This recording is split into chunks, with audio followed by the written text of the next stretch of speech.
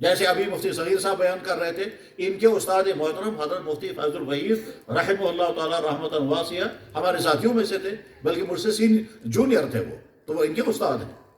تو خیر، یہاں بیان کرنے کے لیے جو شخص بیٹھا ہے، حسن اتفاق وہ میرا شاگرد ہے، اور حسن اتفاق یہ کہ میں سننے والوں میں بیٹھا ہوں، تو اس وقت مجھے یہ خیال نہیں آنا چاہیے کہ یہ میرا شاگرد مجھے کیا دین سکھائے گا، میرے سامنے دین کا کیا بیان کرے گا۔ مجھے نیت یہ ہونی چاہیے، میری نیت یہ ہونی چاہیے کہ ایک اللہ کا بندہ دین سنانے کے لیے بیٹھا ہے، مجھے محتاج بن کر کے، طلبگار بن کر کے، جذبے کے ساتھ، اس نیت کے ساتھ کہ جو کچھ میں سنوں گا اپنے اوپر فٹ کروں گا، اس جذبے کے ساتھ مجھے بیٹھ کر کے سننا ہے۔ اب یہ جو طالب علم بیٹھا ہوا ہے، جو آج عالم بن کر ہے، جو میرا اسٹوڈنٹ رہا ہے، میرا شاگرد رہا ہے، اس نے حدیث سنائی، تو جو ہی اس نے حدیث پڑھی میرے ذہن میں خیال آ گیا، یہ حدیث تو میں نے ان کو پڑھائی تھی۔ چنانچہ اس نے حدیث پڑھی، مثلا فرض کیجئے اس نے حدیث سنائی، قال رسول اللہ صلی اللہ علیہ وسلم، تو میں سوچنے لگا کہ یہ کون سی حدیث سنائے گا۔ اس نے آگے کہا میں یضمن لی، مجھے ایک دم خیال آنے لگا شاید فلانی حدیث سنانے والا ہے۔ پھر اس نے آگے پڑھا ما بین لحییہ، مجھے یقین ہو گیا کہ فلانی حدیث یہ سنا رہا ہے، اور وہ حدیث اس نے مجھ سے ہی پڑھی ہے۔ ما یضمن لی ما بین لحییہ وما بین فخذیہ اضمن لہ الجنہ۔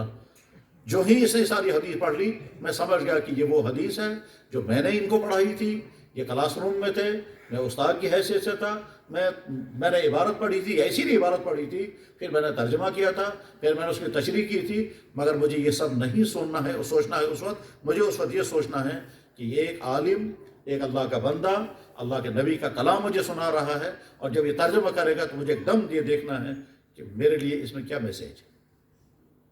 اس نے ترجمہ کیا، فرمایا جناب رسول اکرم صلی اللہ علیہ وسلم نے، جو شخص ضمانت دے گا دو چیزوں کی کہ ان کا غلط استعمال نہیں کرے گا، میں اسے ضمانت و گارنٹی دیتا ہوں کہ میرے ساتھ وہ جنت میں آئے گا۔ وہ دو چیزیں کون کون سی ہیں؟ ایک زبان، اور ایک دونوں رانوں کے بیچ کا وہ حصہ جس کو اللہ نے پردے کی جگہ بنایا ہے، اس کو غلط استعمال نہیں کرے گا۔ جو ہی اس شخص نے یہ ترجمہ کیا، مجھے اس وقت یہ نہیں دیکھنا ہے کہ اس نے ترجمہ اچھا کیا یا نہیں، مجھے ایک دم یہ سوچنا ہے کہ ان دونوں چیزوں کے بارے میں کیا میں اللہ کی بارگاہ میں ضمانت پیش کر سکوں گا کہ یا اللہ میں نے تو ان چیزوں کا غلط استعمال نہیں کیا۔ اب میں سوچنے لگا، سوچتے سوچتے مجھے خیال آ گیا کم سے کم دوسری والی چیز کا غلط استعمال تو میری زندگی میں اب تک نہیں ہوا، اور اب جب کہ بڑھاپا شروع ہو چکا ہے، 50 سال سے اوپر جا چکے ہیں ہم، یا 55 سال سے، امید ہے کہ اب شاید یہ غلطی نہیں ہو سکے گی، اب تک تو بچے رہے ہم، لہذا یا اللہ میں گارنٹی دے سکوں گا اس دوسری والی چیز کا غلط استعمال مجھ سے نہیں ہوا۔ اور پہلی والی چیز تو میں سوچوں گا، بالغ ہونے سے لے کر اب تک میری زبان میرے کنٹرول میں رہی ہے، میں نے زندگی میں کوئی جھوٹ تو نہیں بولا، میں نے بد کلامی تو نہیں کی، میں نے غیبت تو نہیں کی، میں نے کسی دکھ تو نہیں پہنچایا، میں نے گالیاں تو نہیں دی۔ یعنی زبان جہاں جہاں غلط استعمال ہوتی ہے، میں سوچنے پڑ جاؤں گا کہ یا اللہ آپ کے نبی کا کلام میں نے سنا، اور کلام بھی وہ سنا جو میں نے ہی پڑھایا، اور اس وقت میں نے اس سے زیادہ اچھی تشریح کی ہوگی، مگر مجھے اس وقت یہ نہیں دیکھنا ہے کہ میں نے اچھی تشریح کی تھی یا نہیں، اور اس نے صحیح ترجمہ کیا تھا۔ میں تو اس وقت یہ سوچوں گا کہ میری زبان آج تک کنٹرول میں رہی ہے یا نہیں رہی ہے۔ اگر رہی ہے تو مجھے خوشی اور شکر پڑھنا ہوگا، اور اگر خدا نخواستہ کوئی کمی کوتاہی رہی ہے تو مجھے سوچنا ہے کہ اب کب تم اپنی زبان کو کنٹرول کر سکو گے اور کب تم گارنٹی دینے کے قابل ہو جاؤ گے، مجھے اس وقت یہ سوچنا ہے۔ میرے بھائی بس ٹھیک اسی طرح سے جب کبھی دین کی بات سننے کے لیے بیٹھیں تو اسی جذبے کے ساتھ سننا چاہیے کہ یہ اللہ کا بندہ جو بیٹھ کے بیان کر رہا ہے، یا تو وہ چیز بیان کرے گا جو اللہ اور اللہ کے نبی نے مجھ پر لازم کی ہے، تو میں فوراً اپنا جائزہ لوں گا کہ میں اس پر عمل کر رہا ہوں یا کوتاہی ہو رہی ہے، اور یا پھر یہ بات بیان کرنے والا کہے گا فلانی چیز اللہ نے، اللہ کے نبی نے حرام کی ہے۔ جیسے ابھی بیان ہو رہا تھا کیا کہ اللہ نے فرمایا سود کھانے والے پر یہ، تو سننے والے کو فوراً یہ دیکھنا ہے کہ یا اللہ میں نے آج تک سود تو نہیں کھایا۔ اگر میرا بینک اکاؤنٹ ہے اور وہاں انٹرسٹ نکل رہا ہے تو میں نے انٹرسٹ میں کم سے کم اپنی ذات کو نہیں کھلایا آج تک، اور اگر مجھ سے کبھی یہ غلطی ہوئی ہے تو مجھے فوراً فکر مند ہونا چاہیے کہ میں نے سنا، پہلے بھی سنا تھا کہ سود کھانا حرام ہے، آج پھر میں نے سنا کہ اللہ کے کلام میں فرمایا گیا ہے کہ سود کھانے والے قیامت کے دن ایسے ہوں جیسے خپتی، اور ان پر شیطان کے اثرات ہوں گے، اور سود کھانے والوں کے لیے اللہ نے اعلان جنگ فرمایا ہے۔ تو یا اللہ مجھ سے غلطی ہوئی ہے، میں نے کبھی سود کا اتنا پیسہ استعمال کیا ہے، مجھے کیا کرنا چاہیے؟ تو اسی وقت ارادہ کر کے اٹھنا ہے میں اس عالم سے ملوں گا اور ان سے کہوں گا حضرت یہ تو میں نے پہلے بھی سنا تھا کہ سود کھانا حرام ہے، آج بھی آپ سے ہی سنا میں نے، اب میں تو اتنی غلطی کر گیا ہوں، مجھے بتاؤ مجھے کیا کرنا ہے۔ سننے کے مزاج یہ ہونا چاہیے کہ بیان کرنے والا بیان کر رہا ہے یہ چیز کرو کیونکہ اللہ اور اللہ کے نبی کا حکم ہے، تو مجھے دیکھنا ہے کہ میں وہ چیز کر رہا ہوں یا نہیں، یا بیان کرنے والا بیان کر رہا ہے فلاں چیز سے بچو کیونکہ اللہ اور اللہ کے نبی کا حکم ہے، تو مجھے دیکھنا ہے اپنے آپ کو کہ میں بچ رہا ہوں یا نہیں۔ اور اس بات کی میں ایک بات اور عرض کرتا ہوں، یہ بات سمجھانے کے لیے، اس کے بعد اگلی بات میں عرض کروں گا۔ حضرات اگر خدا نخواستہ کوئی انسان بیمار ہو جائے اور ڈاکٹر کے پاس جائے گا اور ڈاکٹر اس کو چیک اپ کرنے کے بعد کہے گا یہ دوائیاں آپ کو استعمال کرنی ہے اور ان چیزوں کا آپ کو پرہیز کرنا ہے، تو بڑی توجہ کے ساتھ انسان سنے گا کون کون سی چیز مجھے کھانے کو کہی گئی ہے اور کن کن چیزوں کا مجھے پرہیز بتایا گیا۔ ڈاکٹر عام طور پر جب پرہیز بتاتا ہے تو حلال چیزوں کا پرہیز بتاتا ہے۔ ایسا کوئی اکا دکا ہوگا جو غلط چیز استعمال کر رہا ہوگا تو ڈاکٹر کہے گا آئندہ یہ چیز استعمال مت کرنا۔ مثلا خدا بچائے کوئی انسان ڈرنکنگ کرتا ہوگا، شراب پیتا ہوگا یا ڈرگس کرتا ہوگا، تو ڈاکٹر کہے گا کہ مجھے لگتا یہ ہے کہ تم ناجائز و حرام چیز استعمال کر رہے ہو، آئندہ پرہیز کر لینا۔ وہ صحت کے نقطۂ نظر سے کہے گا، حرام کے نقطۂ نظر سے نہیں۔ لیکن باقی چیزوں کے بارے میں جب ڈاکٹر کہتا ہے ان چیزوں کو مت استعمال کرنا، وہ ساری حلال چیزیں ہوتی ہیں۔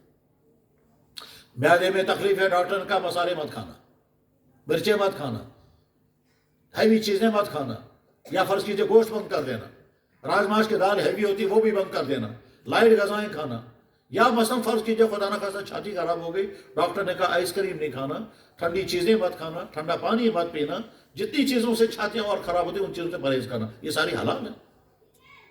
پر ہر انسان کیا کہے گا؟ مجھے ڈاکٹر نے بین کی ہے، لہذا مجھے ان تمام چیزوں کو چھوڑنا ہے، پرہیز کرنا ہے۔ تو میرے بھائی یہ آدمی پھر اپنے آپ سے کہے کہ اے اللہ کے بندے، ڈاکٹر کے کہنے پر تو حلال چیز چھوڑنے کو تیار ہو گیا اور اللہ کے نبی تجھے کہہ رہے ہیں فلاں چیز استعمال مت کرنا وہ حرام ہے، اس کو چھوڑنے کے لیے کیوں تیار کیوں نہیں ہوگا؟ بس یہ ساری بات ختم ہو گئی۔ میں یہ سمجھا رہا تھا کہ جب بھی دین کے مجلس میں بیٹھیں تو اس جذبے کے ساتھ، اس نیت کے ساتھ بیٹھیں، توجہ کے ساتھ۔ یہ نہیں دیکھنا ہے کہ بیان کرنے والا کون ہے اور یاد کرنے کی نیت سے، اور اس سب جذبے کے ساتھ جب بیٹھیں گے تو ہو سکتا ہے ہم کو ایک بہت بڑا انعام مل جائے گا۔ اور وہ انعام کیا ہے؟ فرمایا جناب رسول اکرم صلی اللہ علیہ وسلم نے، نضر اللہ عمران سمع مقالتی، تر و تازہ رکھے اللہ جل شانہ اس انسان کو جس نے میری بات سنی، فوعاها، پھر اس کو یاد رکھا، فَرُبَّ مُبَلَّغٍ أَوْ عَامٍ سَامٍ، اللہ کے نبی فرما رہے ہیں اللہ اس انسان کو تر و تازہ رکھے، سرسبز و شاداب رکھے، جس نے میری بات سنی اس کو یاد رکھا اور دوسروں تک پہنچایا۔ تو جب اس جذبے کے ساتھ دین کی بات سنی جاتی ہے تو اس کے فوائد بہت دور تک کبھی کبھی پہنچتے ہیں۔ مثالیں بڑی عجیب ہیں لیکن وہ ساری مثالیں میں عرض نہیں کروں گا اس وقت، تو بس اگلی بات میں عرض کرتا ہوں۔ اللہ جل شانہ اسی جذبے کے ساتھ بیان کرنے اور اسی جذبے کے ساتھ سننے کا موقع عطا فرمائے۔ بیان کرنے والوں کے سلسلے میں یہ بات عرض کرنا چاہوں گا، اس میں خود اپنی ذات کو بھی مخاطب بناتا ہوں کہ میرے بھائیوں، اللہ نے تم کو اس کرسی پر بیٹھنے کا موقع عطا فرمایا ہے، یہ امانت ہے۔ ہر بیان کرنے والا سمجھے یہ کو امانت ہے میرے پاس، اور اس امت کو میں وہ چیز دوں گا جس کی اس امت کو ضرورت ہے۔ مجھے وہ چیز نہیں دینی ہے امت کو جو بہت اہم ہوگی مگر اس کی ضرورت آج نہیں ہے۔ یعنی موضوع کا انتخاب کرنے میں ہمارے علماء کو بہت بیدار مغزی کا ثبوت دینا چاہیے کہ آج کے مسلمان کی جو ضرورت ہے، یہ جو سننے والے بیٹھے ہیں ان کا جو مسئلہ ہے، اس مسئلے کو ایڈریس کرنا ہے، اس مسئلے کو ٹاپک بنانا ہے اور اس کو پھر میٹھے انداز میں بیان کرنا ہے۔ کبھی ایسا ہوتا ہے موضوع بہت اہم ہوتا ہے مگر ان سننے والوں کا موضوع نہیں ہے وہ۔ فرض کیجئے ہم کسی گاؤں میں بیان کر رہے ہیں اور گاؤں کے سارے لوگ زمیندار ہیں، اب میں وہاں بزنس کے مسائل بیان کروں گا تو بزنس والے تو ہی نہیں وہاں، وہ تو بزنس والے مارکیٹوں میں ہیں۔ اور اگر فرض کیجئے میں بزنس مینوں میں بیان کر رہا ہوں، ٹریڈرز میں مجھے بیان کرنا ہے تو میں تھوڑا ان کو زمینداری کے مسائل بیان کروں گا۔ اگر میں ان کو زمینداری کے مسائل بیان کروں گا اور کہوں کہ یہ بھی دین ہے، تو جب آپ کہ دین ہے مگر ان کا نہیں ہے، وہ تو ان گاؤں والوں کا دین ہے۔ فرض کیجئے میں افسروں میں بیان کر رہا ہوں، ان افسروں میں مجھے بیان کرنا ہے جو دفتر چلاتے ہیں، تو مجھے انہی کا وہ چیز بیان کرنی جو ان کو سوٹ کرنے والی ہے اور ان کی ضرورت کی چیزیں ہیں۔ موضوع کا انتخاب کرنا بیان کرنے والوں کے کندھوں پر ذمہ داری ہے۔ ہو سکتا ہے آپ میں سے کچھ ٹیچرز ہوں گے، مان لیجئے ایک ٹیچر کلاس روم میں آیا، اتفاق کے بعد کلاس تھی میتھ کی، اور میتھ جو ہے وہ بہت ٹف قسم کے سبجیکٹ ہوتا ہے اور خشک ہوتا ہے، اس میں ہسٹری پڑھائیں گے تو مزہ آتا ہے، کہانیاں سنائیں گے تو مزہ آتا ہے پڑھنے والے کو بھی پڑھ، اور میتھ کے فارمولے سمجھانا بھی درد سر ہے اور بچوں کے لیے بھی درد سر ہوتا ہے۔ اب ٹیچر نے کیا کہا، بچوں سے کہہ رہا میں آپ کو گڈ سٹوری سناؤں گا۔ بچوں نے ایک پورے پیریڈ میں گڈ سٹوری سنی، بچوں کو نہیں پتا چلا کہ ہمارے نے حق مارا۔ ہماری تو کلاس تھی اس لیے کہ ہم کو بس لیسن پڑھاتا، بچوں کو نہیں پتا، کیونکہ وہ معصوم بچے ہیں۔ بچے خوش ہو گئے، آج بڑا مزہ آ گیا کیونکہ ہم کو اس ٹیچر نے بڑی گڈ سٹوری سنائی ہے، لیکن اس ٹیچر نے بچوں کا حق مارا۔ بس ٹھیک اسی طرح سے بیان کرنے والا بیان کر رہا ہے، سننے والوں نے کہا واہ واہ بہت مزیدار بیان تھا، مگر اس کا موضوع ہی نہیں تھا یہ۔ تو ان کو وہ بیان کرنے وہ چیزیں بیان کرو جس کی امت کو ضرورت ہے، اور میٹھے انداز میں بیان کرو، کیونکہ امت کی ضرورت کے ٹاپکس جو بولے جائیں گے اس میں کڑوا پن آ جائے گا۔ کیوں کڑوا پن آئے گا؟ مثلاً بیان کرنے والا بیان کر رہا ہے ہمیں رشوتوں سے بچنا ہے، تو بہت سارے سننے والے بھائیوں کو کڑوا لگے گا کیونکہ وہ اس میں پھنسے ہوئے ہیں۔ بیان کرنے والے نے بیان کیا مثلاً نوجوان لڑکے غلط تعلقات سے بچیں، اچھا ہو سکتا ہے بہت سارے بچے اس میں مبتلا ہو گئے، ان کو کڑوا لگے گا۔ غرض یہ کہ وہ چیزیں جن کے اندر امت مبتلا ہے انہی کو ایڈریس کرنا ہے، مگر میٹھے انداز میں بیان کرنا ہوگا، تو اس کے نتیجے میں نفع کی امید ہے۔ ورنہ ہم نے وہ ٹاپکس لے لیے جو ریلیونٹ نہیں ہیں، جو جڑے ہوئے نہیں ہیں، جو ہماری ضرورت نہیں ہے، اس کا نتیجہ ہے سننے والے واہ واہ کر کے نکل جاتے ہیں اور بعد میں فائدہ نہیں ہوتا ہے۔ تو یہ بیان کرنے والوں کی ذمہ داری ہے کہ وہ موضوعات کو ٹھیک غور و فکر کے ساتھ صحیح موضوع طے کریں، اور پھر تیاری کر کے پھر بہت اچھے انداز میں امت کو دین میٹھا بنا کر کے پیش کریں۔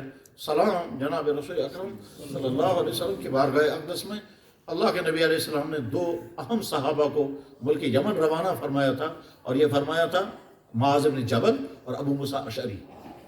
یمن کے آپ نے دو پروونس بنائے، یا کہیے دو ڈسٹرکٹ بنائے یا دو حصے بنائے، اور ایک حصے کا سربراہ بنایا ابو موسیٰ اشعری کو، اور دوسرے حصے کا سربراہ بنایا معاذ بن جبل کو، یا آپ کہیے کہ یمن کے دو اسٹیٹ بنائے، دونوں کے گورنر ان دونوں حضرات کو بنا کر کے روانہ کیا، اور پھر نصیحتیں فرمائی، اور فرمایا میرا دین وہاں لوگوں کو سنانا، دین آسان بنا کر پیش کرنا، مشکل مت بنانا، دین میں بشارتیں سنانا، نفرتیں پیدا مت کرنا، اور ایک دوسرے سے مل کر کے کام کرنا۔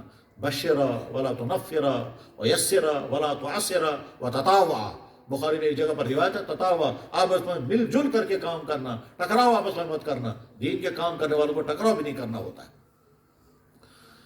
حضرات میں جب حاضر ہوا تو انہوں نے بتایا کہ ہم نے سیرت رسول اور صاحب قرآن، صاحب سیرت اور صاحب قرآن کے عنوان پر بات کرنی ہے۔ تو میں شکر گزار ہوں اپنے مفتی صغیر صاحب کا، ایک کام تو انہوں نے ہلکا کر دیا، قرآن کے متعلق بہت ہی نفع بخش و مفید گفتگو وہ کر رہے تھے، اللہ تعالیٰ اس گفتگو کو ان کے حق میں بھی اور سننے والے حق میں مفید بنائے۔ تو مجھے اگلا والا ٹاپک تھوڑا سا بیان کرنا ہے، وہ ہے سیرت رسول۔ میرے بھائیوں، سیرت بالکل سیرت اس کائنات میں دنیا کے انسانوں کے لیے اگر کوئی رول ماڈل ہو سکتا ہے تو صرف محمد رسول، اور کوئی نہیں ہو سکتا، ممکن ہی نہیں ہے۔ اللہ کے مقدس سے مقدس انبیاء علیہ السلام انبیاء ہیں، مگر کوئی بھی نبی دنیا کی تمام انسانوں کے لیے رول ماڈل، اسوہ کاملہ نہیں بن سکتا۔ کیوں نہیں بن سکتا؟ ہر نبی کی زندگی میں کچھ پہلو تو ہیں، کچھ پہلو نہیں۔ مثلا حضرت عیسیٰ علیہ السلام عظیم الشان نبی تھے، کوئی شک نہیں، ہمارا ان پر ایمان ہے، اور دنیا میں آج عیسائی سب سے زیادہ مذہب کے اعتبار سے عیسائی کمیونٹی سب سے زیادہ ہے۔ عیسیٰ علیہ السلام ان کے نبی ہیں، ان کے نہیں، ہمارے بھی نبی ہیں، اور ان سے زیادہ اچھے انداز میں ہم کو ماننا ہے حضرت عیسیٰ علیہ السلام کو۔ مگر عیسیٰ علیہ السلام دنیا کے ہر انسان کے لیے رول ماڈل نہیں ہیں۔ کیوں نہیں ہے؟ انہوں نے شادی نہیں کی تو باپوں کے لیے وہ رول ماڈل نہیں بن سکتے۔ ان کی اولاد نہیں تھی تو بحیثیت باپ اور بحیثیت شوہر حضرت عیسیٰ علیہ السلام نمونہ رول ماڈل نہیں بن سکیں گے، کیونکہ نہ شادی ہوئی، نہ اولاد تھی، نہ بیوی تھی۔ انہوں نے کوئی حکومت نہیں چلائی، تو حکمران افسروں کے لیے حضرت عیسیٰ علیہ السلام رول ماڈل نہیں بن سکتے، کیونکہ ان کے ہاتھ میں کوئی کرسی تھی ہی نہیں، نہ کسی محلے کی کرسی ان کے ہاتھ میں تھی، نہ کسی گاؤں کی، نہ کچھ سٹیٹ کی۔ وہ تو بس نبی تھے، اور 30-35 سال کی عمر دنیا سے رخصت ہو گئے، یعنی اللہ تعالیٰ نے آسمانوں کو اٹھا لیا۔ انہوں نے قانون نافذ نہیں کیا، تو قانون نافذ کرنے والے افراد کے لیے عیسیٰ علیہ السلام رول ماڈل نہیں بن سکتے۔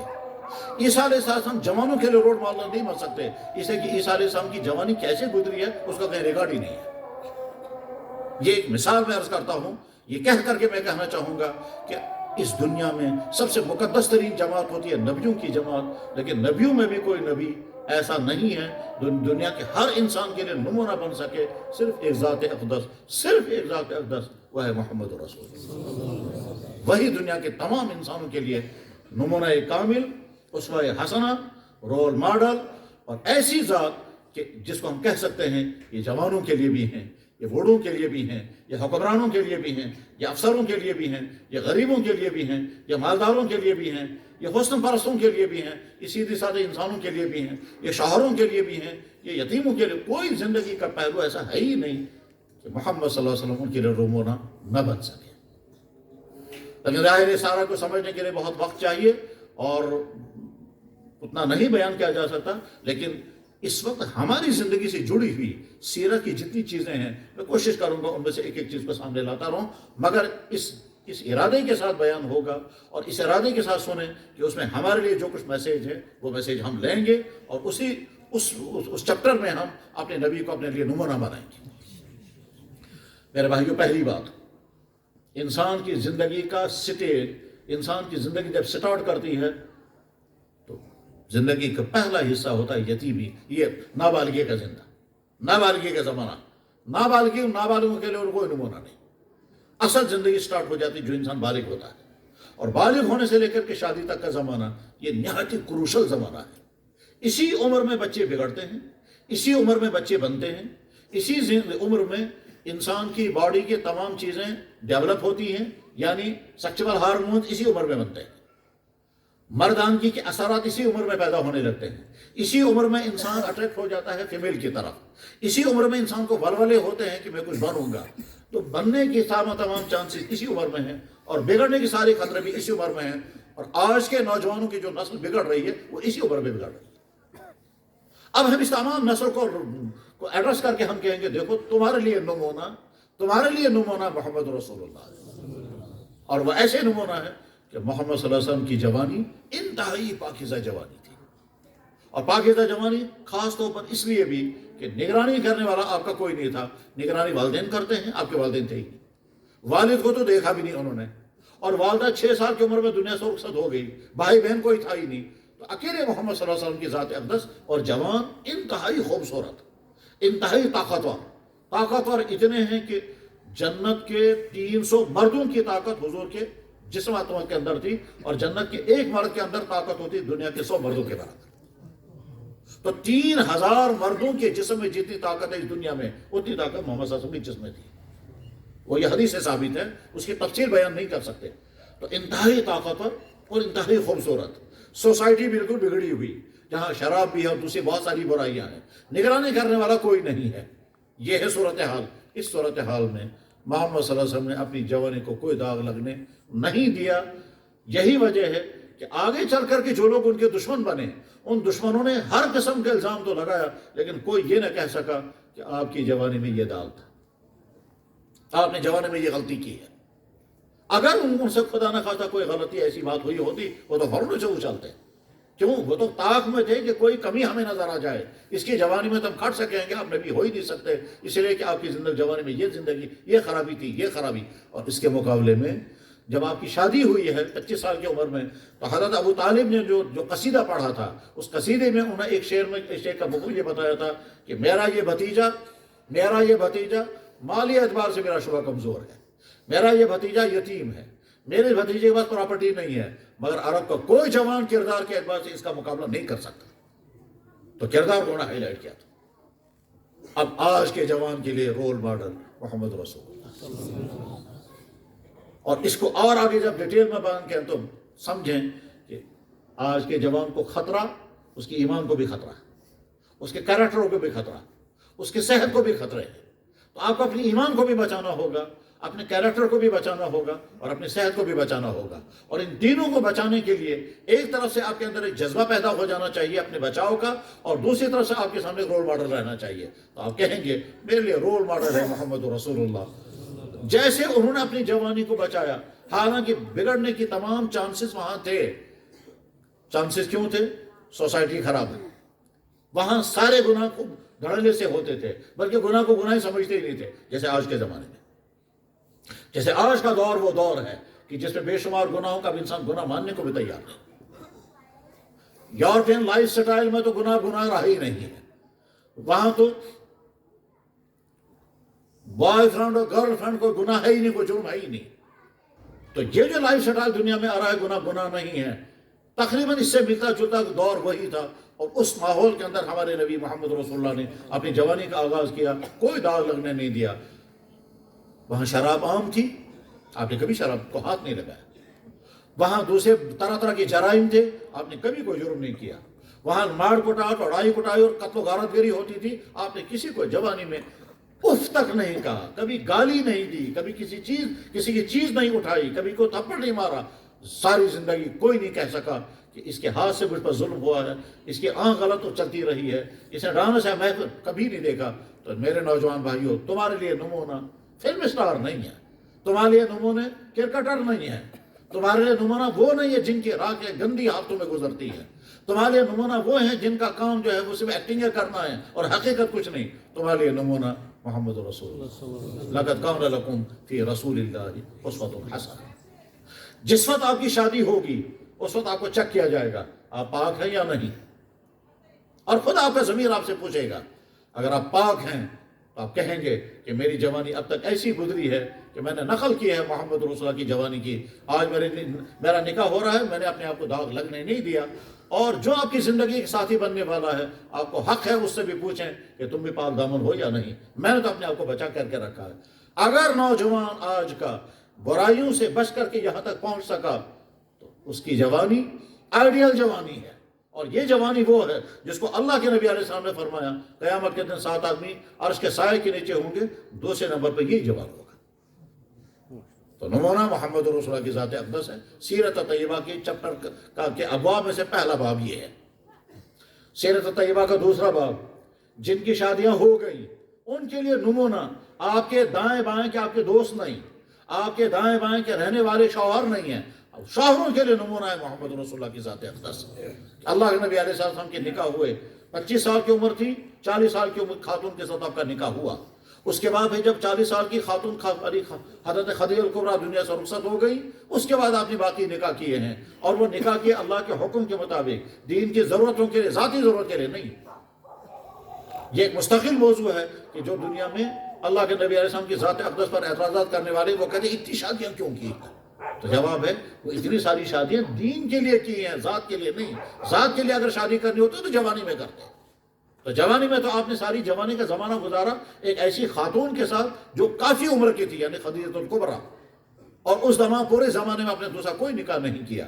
باقی جو نکاح آپ نے کیے ہیں اس میں ہر نکاح کے پیچھے کوئی دین کا اہم ترین مسئلہ ہوتا تھا، اہم ترین مقصد ہوتا تھا، ورنہ وہ نکاح کرنا ہی نہیں. اللہ کے نبی علیہ السلام کو اتنے سارے نکاح کرنے کی ضرورت کیوں پیش آئی کہ ایک جگہ ایک دین کا تقاضا سامنے آ گیا، دوسری دین کا تقاضا سامنے آ گیا. اس کی ڈیٹیل جب آدمی پڑھتا ہے تو ایمان میں اضافہ ہوتا ہے.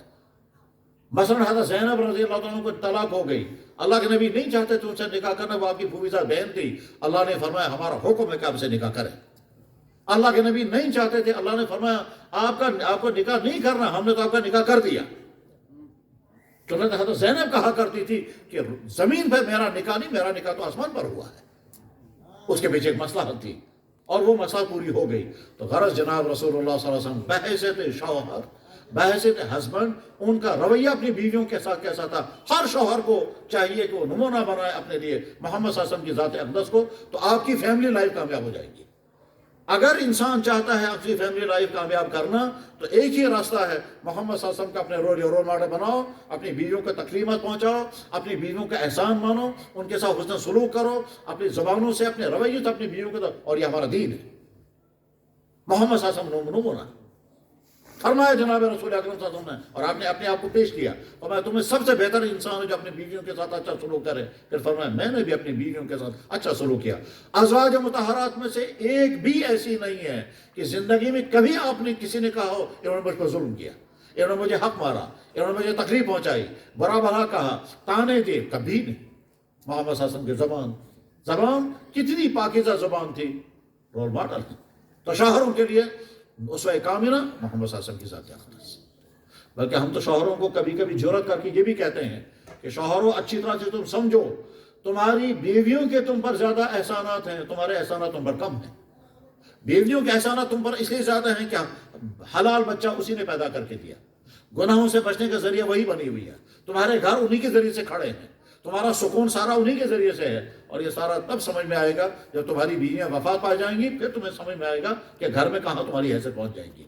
اس وقت تم تڑپتے رہو گے، وہ میری بڑھیا ہوتی تو پھر کیا ہوتا، پھر خوشیاں ملتی، لیکن یہ تب ہوتا ہے کہ جب دنیا سے رخصت ہوتی ہیں۔ میرے بھائیوں، ہمارا دین کہتا ہے شوہروں کا اپنی بیویوں کے ساتھ اچھا سلوک کرو۔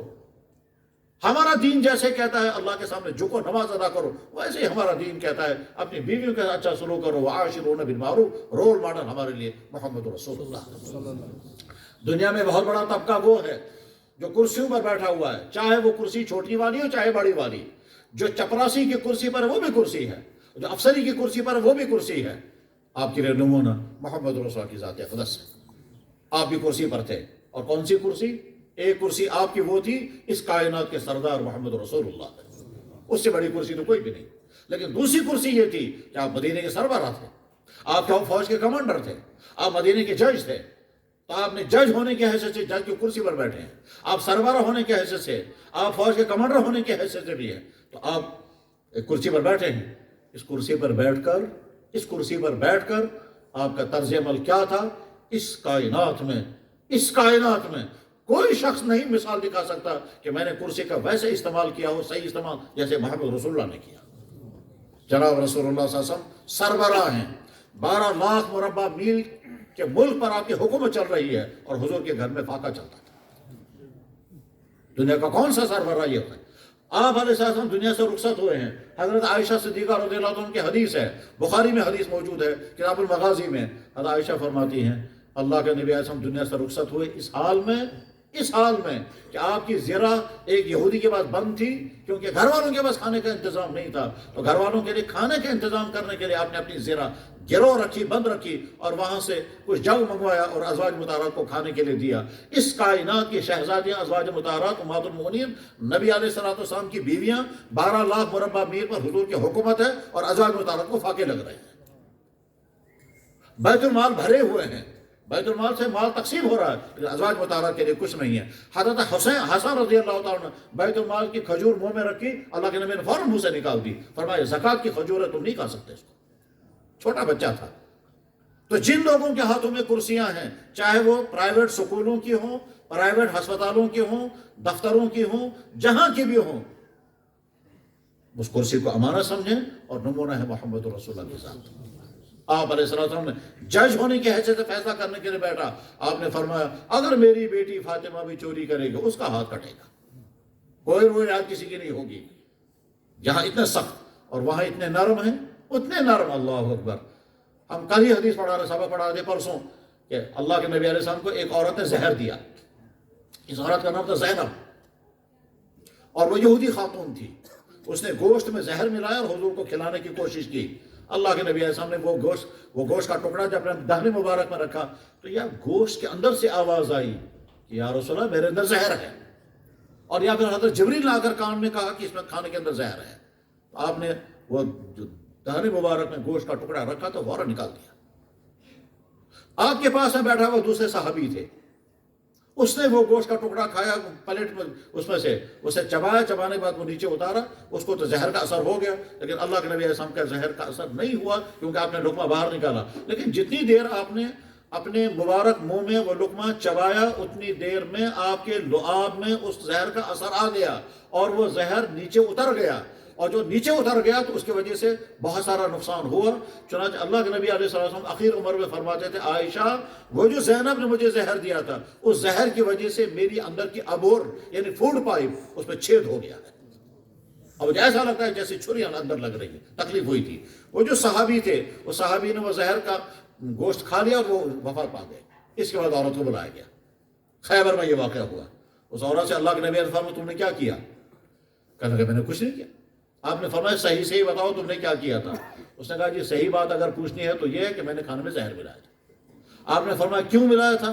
اس نے کہا اس لیے ملایا تھا کہ اگر آپ سچے نبی ہوں گے تو بچ جائیں گے، اور اگر خدا نہ خواستہ جھوٹے نبی ہوں گے تو زہر سے آپ دنیا سے چلے جائیں گے، تو ہمارا پیچھا چھوڑ جائے گا۔ اللہ کے نبی صلی اللہ علیہ وسلم اب کیا ثابت ہوا؟ کہنے لگا ثابت ہو گیا کہ آپ سچے نبی ہوں۔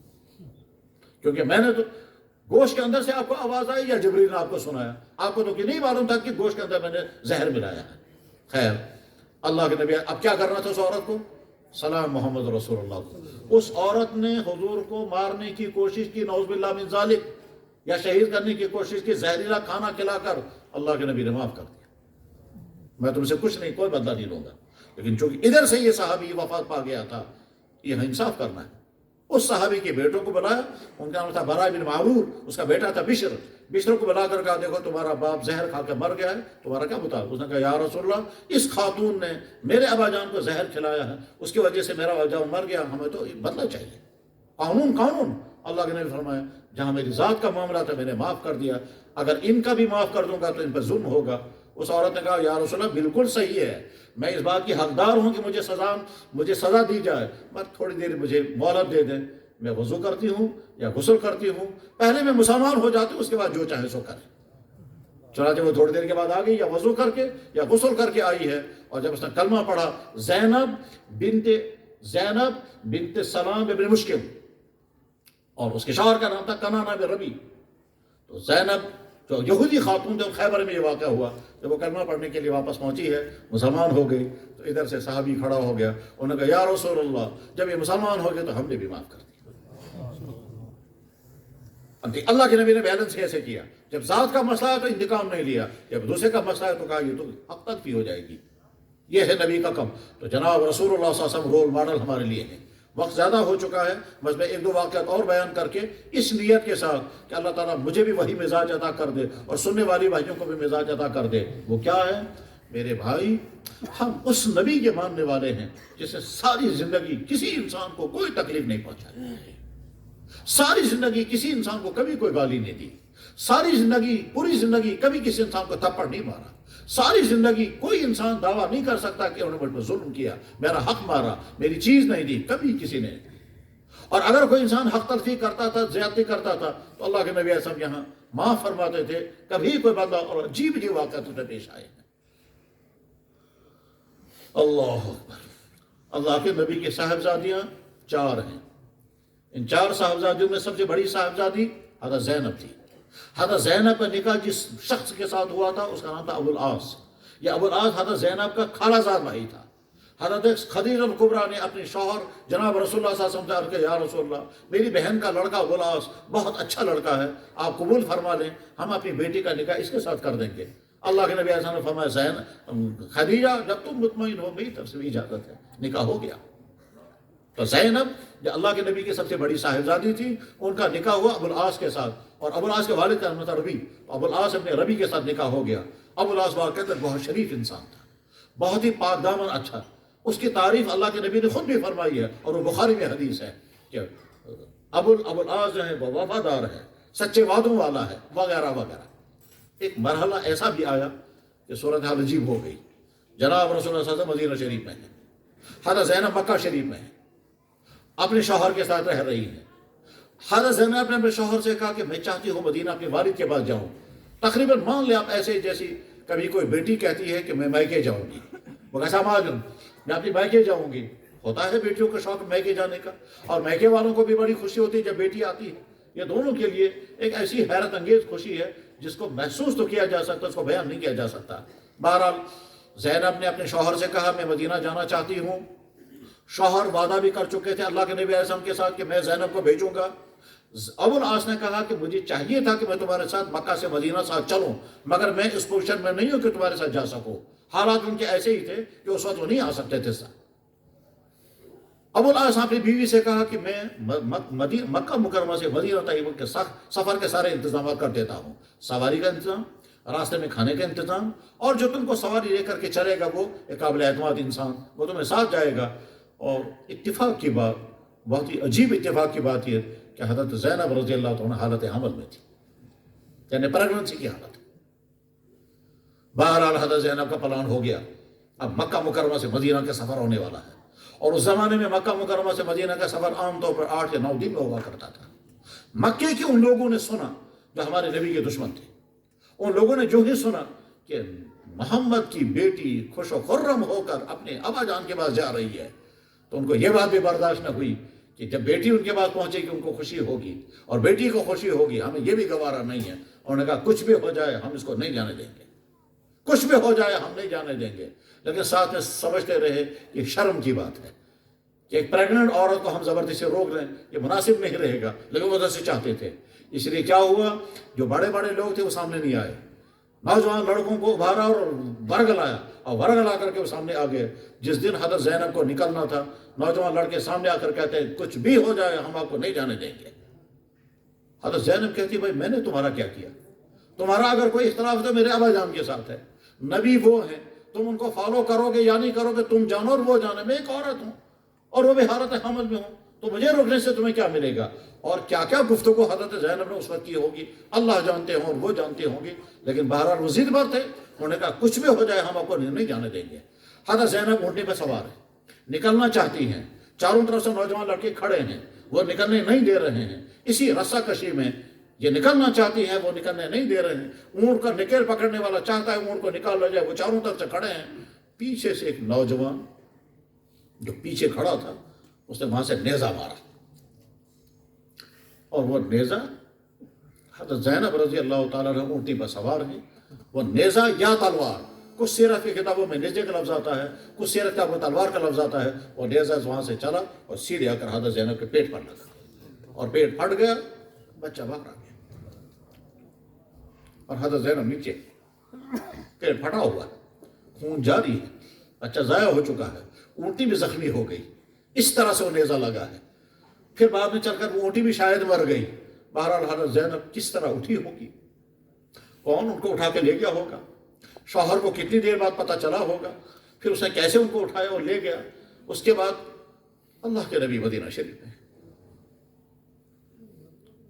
کوئی قصور نہیں تھا حضرت زینب کا، کوئی باپ یہ برداشت نہیں کر سکتا کہ میری بیٹی کے ساتھ ایسا ہو، لیکن ہوا۔ دور چلتا رہا، حضرت زینب کا پیٹ تھوڑا سا، آج کے زمانے کا میڈیسن نہیں تھا، آج کے زمانے کی سٹیج کا سسٹم نہیں تھا کہ فوراً سرجری ہو جاتی اور ٹھیک ہو جاتی، وہ زمانہ۔ بالآخر صورتحال یہ ہوئی، حضرت زینب کبھی صحت یاب نہ ہو سکی اور اسی بیماری پھٹے ہوئے پیٹ کے حالت میں دنیا سے رخصت ہو گئی۔ کچھ دنوں بعد تھوڑی سے سفر کے قابل ہو گئی، مدینہ شریف تک تشریف لے گئی۔ اب جب اللہ کے نبی نے سنا میری بیٹی کے ساتھ یہ ہوا، کچھ نہیں فرمایا، کچھ بھی نہیں فرمایا، بس دعا کر سکتے تھے، یہ بھی نہیں فرمایا۔ دور چلتا رہا، 2 یا 3 سال گزر گئے، اللہ کے نبی علیہ السلام اپنی پوری طاقت کے ساتھ مکہ مکرمہ تشریف لائے، مکہ مکرمہ تشریف لائے، مکہ فتح ہو گیا۔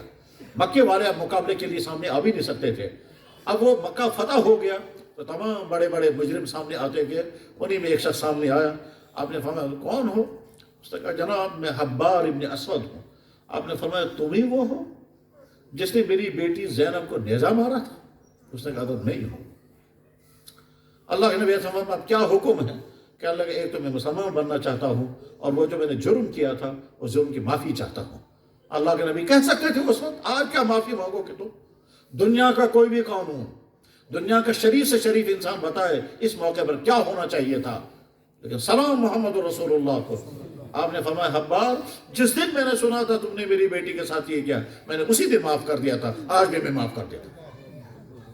وہی جھک گیا اور جھکنے کے بعد کہا حضرت کلمہ پڑھا دیجئے، مسلمان ہو گیا۔ دنیا کے انسانوں محمد رسول اللہ جیسا کردار کس کے پاس ہے جو اپنی بیٹی کے قاتل کے ساتھ یہ سلوک کر رہا ہے؟ اور ایک ہی مرتبہ نہیں ہوا، بخاری میں واقعہ موجود ہے کہ جناب رسول اللہ صلی اللہ علیہ وسلم ایک جنگل میں ہیں، صحابہ کرام جھاڑیوں کے نیچے آرام کر رہے ہیں، ایک اچھی قسم کی جھاڑی حضور کے لیے چھوڑی گئی، اس جھاڑی کے نیچے اللہ کے نبی آرام فرمائیں گے کیونکہ طویل سفر کر کے بہت تھکاوٹ ہو گئی تھی۔ اب جھاڑی کے نیچے اللہ کے نبی علیہ السلام آرام فرما رہے ہیں، اپنی تلوار جھاڑی پر لٹکا دی، تھوڑی دیر میں ایک شخص آیا اور تلوار نکالی، اور تلوار نکال کر کے کھڑے ہو کر کے کہتا ہے میں یمنعک منی، آپ کو کون بچا سکتا ہے؟ تو اللہ کے نبی بہت اطمینان سے کھڑے ہو گئے، فرمایا اللہ اللہ، تو اس کے ہاتھ سے تلوار گر گئی۔ پھر آپ نے تلوار اٹھائی، اب تم کو کون بچا سکتا ہے مجھ سے؟ وہ کانپنے لگا۔ اتنے میں صحابہ کرام کو اپنے بلایا، انس بن مالک کہتے ہیں اللہ کے نبی علیہ السلام نے ہم کو کہا کہ جلدی آ جاؤ۔ اب صحابہ جلدی جمع ہو گئے، کہنے لگے یہ شخص تلوار سونک کر مجھ پر کھڑا ہوا تھا اور ننگی تلوار مجھ پر مارنا چاہتا تھا، اور مارتے ہوئے کہتا آپ کو کون بچا سکتا ہے؟ یہ تمہارا بیٹا ہوا ہے۔ اب صحابہ کرام نے عرض کیا یا رسول اللہ اجازت دے دیں ہم اس کی ابھی خبر لیں گے. آپ نے کہا بالکل نہیں، بالکل نہیں، معاف کر دیا. تو وہ حیران ہو کر میں نے تم پر قاتلانہ حملہ کیا تھا مگر خوف طاری ہو گیا، میں کامیاب نہ ہو سکا. اب میں ان کے چنگل میں پھنس گیا تو مجھے کچھ بھی کر سکتے تھے. یہ نبی کہہ سکتے تھے اس نے مجھے مارنے کی کوشش کی، میں تو کامیاب نہ ہو سکا، اڑاؤ اس کی گردن، کہہ سکتے تھے. مگر اللہ کے نبی نے تو چنانچہ یہ شخص گیا اور بہت بڑے قبیلے کو مسلمان بنا کر کے لے آئے اور کہا یا رسول اللہ آپ کے حسن سلوک کے نتیجے میں بھی گھائل ہوں، آپ نبی ہو سکتے ہیں، نبی کے علاوہ کوئی اور ہوتا تو یہ نہیں کر سکتا تھا. تو میرے بھائیو ہماری میسیج کیا ہے؟ ہماری میسیج یہ ہے ہم اس نبی کے ماننے والے ہیں جو نبی رحمت تھی. اس نبی کے ذریعے سے کسی انسان کو کبھی کوئی تکلیف نہیں پہنچی. بس ہمارا رویہ بھی ایسا ہونا چاہیے، ہماری زبان سے، ہمارے ہاتھوں سے، ہمارے قلم سے، ہمارے اقتدار سے، ہمارے پاور سے، ہماری جوانی سے، ہماری طاقت سے کسی کو کوئی تکلیف نہیں پہنچنی چاہیے، اس لیے کہ ہم محمد رسول اللہ کے امتی ہیں.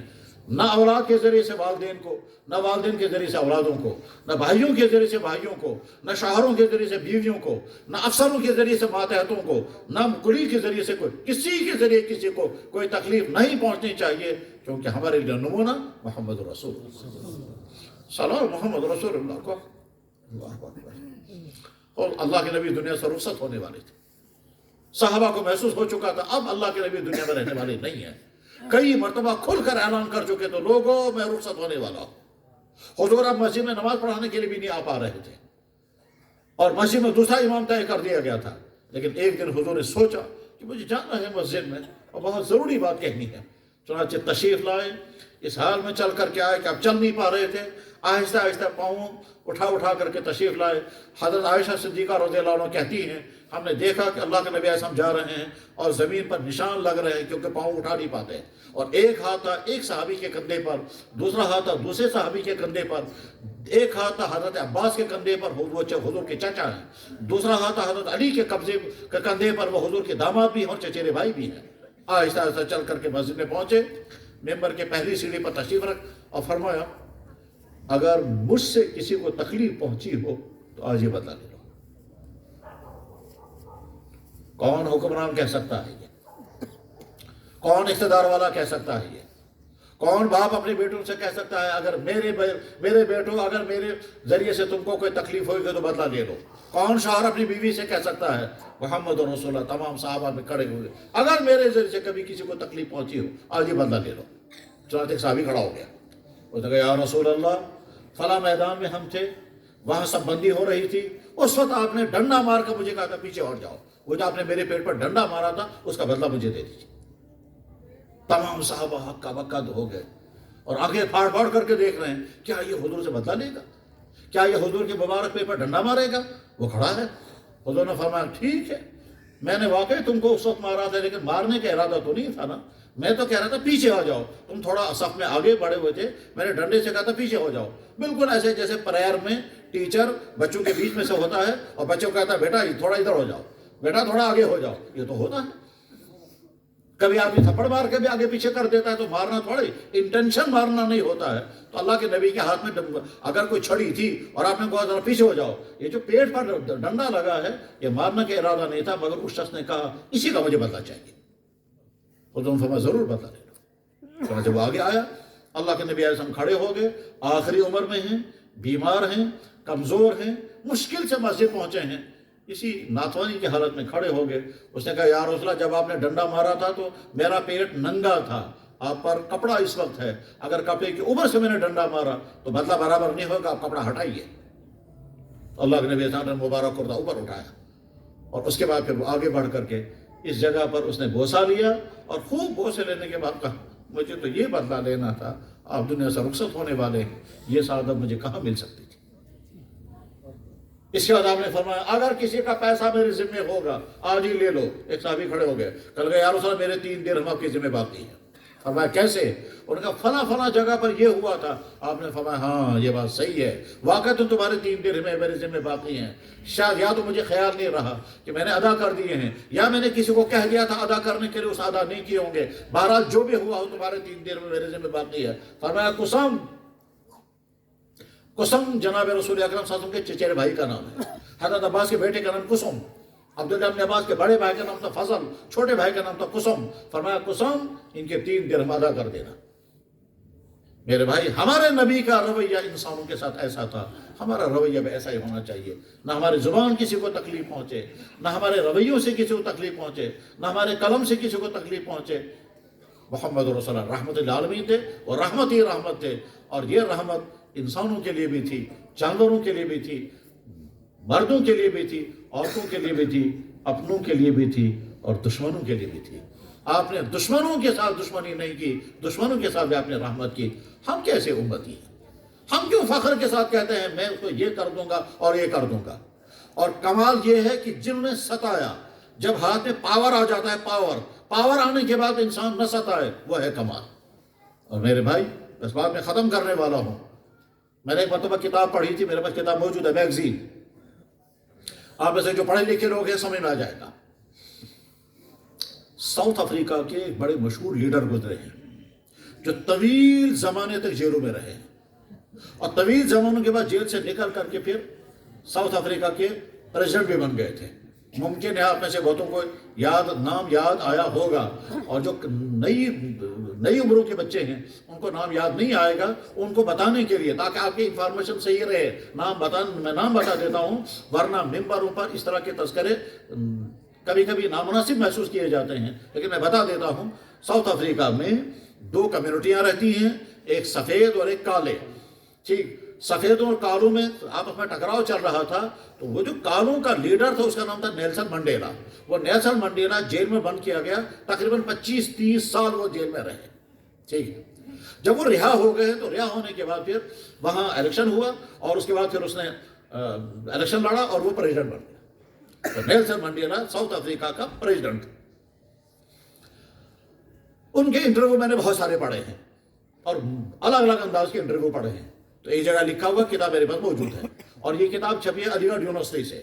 اور علی گڑھ یونیورسٹی کی میگزین ہے وہ تہذیب الاخلاق کے نام سے، جو سر سید احمد خان نے خود سٹارٹ کی تھی، اور آج تک وہ تہذیب الاخلاق کی میگزین چالو ہے، نکلتی. میرے پاس بھی اس کا ایک چند شمارے ہیں. اس پر لکھا ہوا ہے کہ بحیثیت پریزیڈنٹ شہر کا دورہ ہو رہا تھا، کافی دیر ہو گئی. تو انہوں نے اپنے سیکرٹری سے کہا کہ آج ہم پریزیڈنٹ ہاؤس نہیں جائیں گے، آج کسی ریسٹورنٹ میں جا کر کھانا کھائیں گے. اس نے کہا سر ٹھیک ہے. اس نے سیلکٹ کیا کسی ریسٹورنٹ کو. ظاہر ہے 5 اسٹار ہوٹل کا ریسٹورنٹ رہا ہوگا وہ، کیونکہ پریزیڈنٹ آپ کو کھانا کھلانا ہے. وہاں سیکورٹی لگ گئی ہوگی، وہاں پہلے چیکنگ ہوئی ہوگی. اس کے بعد پھر کھانے کے ہال میں صاحب پہنچ گئے ہوں گے اپنے تمام سٹاف کے ساتھ. اس میں ظاہر سیکورٹی بھی ہوگی، اس میں ان کے سیکرٹریز بھی ہوں گے. بہرحال پہنچے اور بیٹھے تو ایک کونے میں ایک شخص کھانا کھا رہا تھا.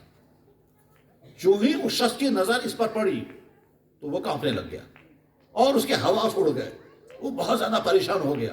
بہرحال یہ سارا میں بیٹھے ہوئے ہیں اور وہ بڑی بے قراری میں نہ اسے کھایا جاتا ہے نہ اٹھا جاتا ہے، وہ پریشانی کے عالم میں ہے. پریزیڈنٹ صاحب نے اس کو دیکھ لیا تو سیکرٹری سے کہا اس آدمی سے کہو نزدیک آ جاؤ. چنانچہ وہ سیکرٹری صاحب گئے اور کہا آپ کو صاحب بلا رہے ہیں، آپ یہ اپنا کھانے کی پلیٹ لے کر کے آؤ. چنانچہ اپنے وہ کھانے کی ٹرے اٹھائی. اس ٹرے میں کیا کر رہا ہوگا، ان کی مرضی کے مطابق چیزیں، کھانے پینے کی چیزیں، وہ ساری ٹرے لے کر کے چلتا کانپتا ہوا آیا اور وہ بھی سائڈ پر بیٹھ گیا. مگر جتنے کھانے کے پورے ٹائم میں وہ کچھ کھا نہیں پا رہا تھا، وہ بہت زیادہ پریشان تھا. کپ کپی تاری تھی، اس کے حواس اڑ چکے تھے. یہ تمام لوگ اس کو بار بار دیکھتے تھے لیکن ان کو سمجھ بھی نہیں آتا تھا اس کو کیا پریشانی ہو گئی. یہاں تک کہ کھانا ختم ہو گیا. پریزیڈنٹ صاحب نے سیکرٹری سے کہا کہ اس کو کہو چلا جائے اور آپ اس کے بل کو آپ ہی پے کر دینا. میں نے کہا سر ٹھیک ہے. اس سے کہا آپ سے صاحب کہہ رہے ہیں آپ جائیں اور بل ہم خود ہی پے کر دیں گے، آپ کا بھی اور اپنا بھی. چلا گیا. وہ شخص چلا گیا لیکن باہر مڑ کر دیکھ رہا کیا. تو سیکرٹری صاحب نے نیلسن منڈیلا سے پوچھا اس بیچارے کو پتہ نہیں کیا پریشانی ہے اور ہم حیران اس کے پریشانی کو دیکھ کر کے. تو نیلسن منڈیلا نے کہا اس کو کوئی پریشانی نہیں ہے، اس کی جو پریشانی ہے وہ مجھے معلوم ہے، وہ میں تمہیں بتاتا ہوں. انہوں نے کہا سر کیا ہے؟ کہنے لگے جب میں جیل میں تھا تو وہاں کے سٹاف میں، جیل کے سٹاف میں یہ بھی تھا، اور اس کی ڈیوٹی یہ تھی کہ جب مجھے پیاس لگتی تھی کسی مشکل صورتحال میں تو اس کی ڈیوٹی یہ تھی کہ مجھے پانی پلائے. یہ مجھے پانی نہیں پلاتا تھا، یہ میرے منہ میں پیشاب کرتا تھا. اب اس کو کہاں اندازہ ہوگا کہ میں ٹریس ہو جاؤں گا. اب یہ دیکھ رہا ہوگا پریزیڈنٹ صاحب نے مجھے دیکھ لیا اور اب میرے خلاف ایکشن لیا جائے گا اور نہ جانے میرے ساتھ کیا ہوگا. یہی اس کو ڈر ہوگا، اسی نے اس کو پریشان کر دیا ہوگا۔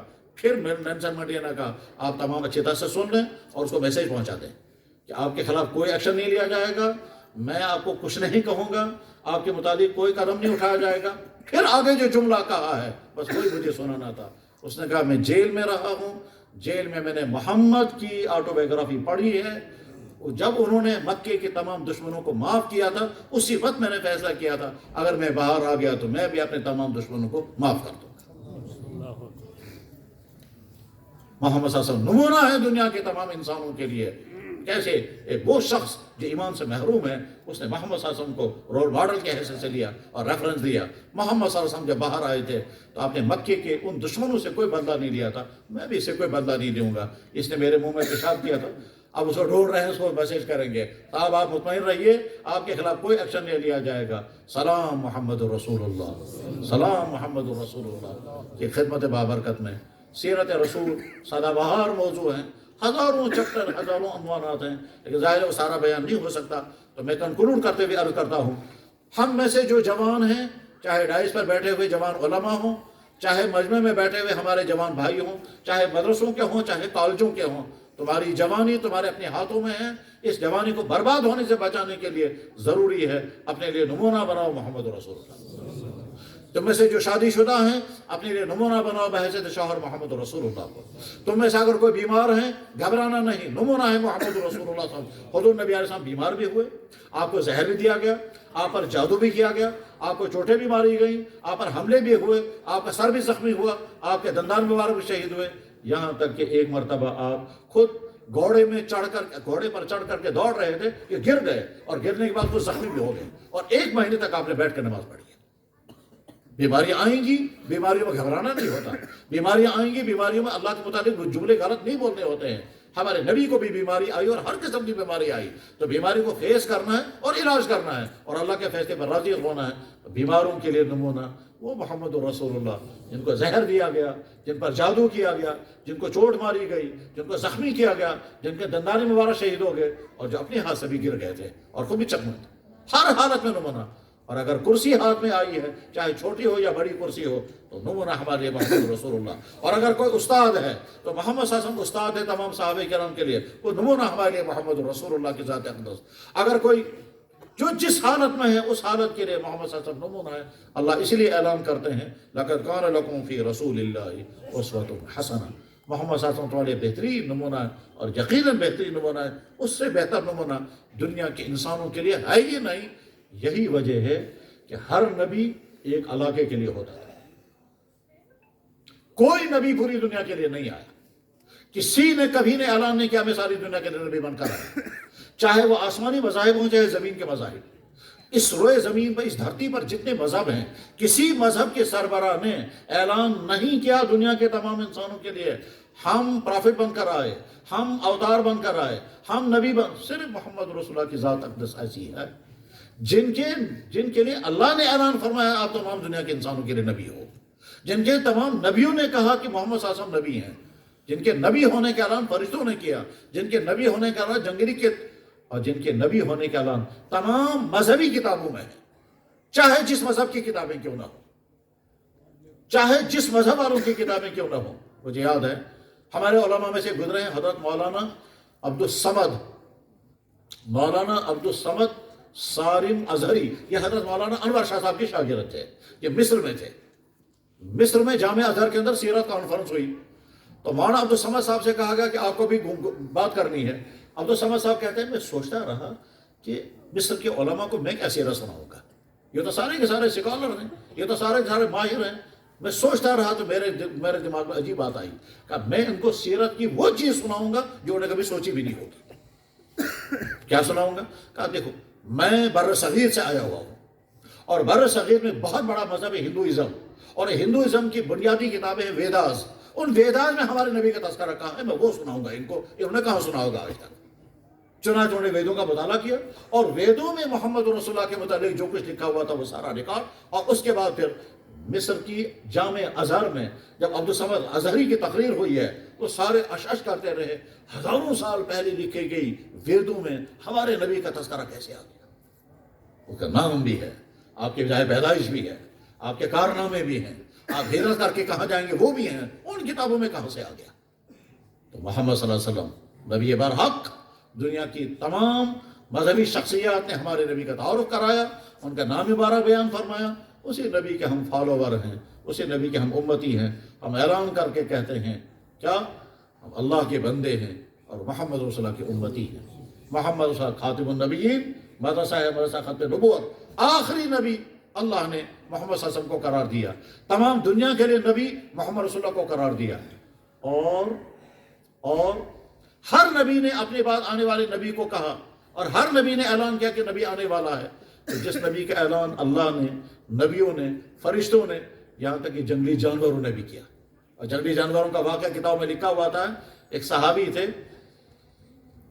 وہ کہتے ہیں میں نے نہیں سنا تھا کہ نبی کون ہے، میں نے نہیں سنا تھا کہ نبی دنیا میں کہیں آیا ہے، میں جنگلوں میں بھیڑ بکریاں چرانے والا انسان، ایک دفعہ بھیڑیا آیا اور میری بکری کو کھینچ کے لے گیا، تو میں نے دیکھا بھیڑیا میری بکری کو کھینچ رہا ہے، میں پیچھے سے دوڑا، چونکہ بہت طاقتور تھے تو بکری چھین لی، اور بکری چھیننے کے بعد زخمی بکریوں کو لے کر چلنے لگا، تو بھیڑیے نے انسانی آواز میں کہا، انسانی آواز میں، کہ تو ظالم ہے، اللہ نے مجھے کھانے کے لیے روزی دی تھی، یہ تو میری روزی ہے، میں تو یہی کھاتا ہوں، تو نے میرے منہ سے روزی کیوں چھین لی؟